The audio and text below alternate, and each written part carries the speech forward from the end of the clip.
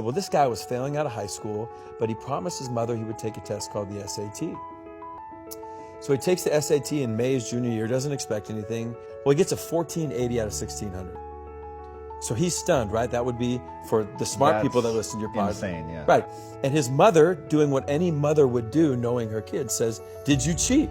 Right? She knows her son. And he says, "I swear to God, I tried to cheat, but the way the numbers were and the scantrons and the bubbles, you couldn't cheat."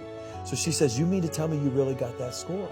He said, "Yeah, I got the score." So he's stunned, Tom. So what he decides is, because he realizes he's smart and he's going into his senior year, he says, "I'm going to go to class."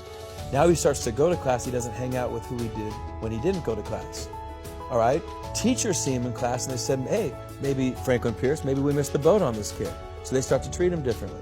Well, as the guy would tell the story, he graduates, goes to a community college, goes on to Wichita State, goes on to the Ivy League, and becomes this massively successful magazine entrepreneur. So I said, okay, well, the guy was always smart. He just needed a standardized test to unlock it. My dad said, "No, that's not the story. This is what I want you to understand."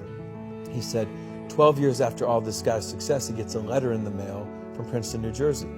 Doesn't think anything about it. The next day, his wife says, "You're going to open it." He opens it. True story, turns out the SAT board will periodically review their test-taking procedures and the policies. The year he took the test, he was one of 13 people sent the wrong SAT score. His actual score was a 740 out of 1600. And he said, "People think my whole life changed when I got the 1480. But what happened? My whole life changed when I started acting like a 1480. And what does a 1480 do? He goes to class."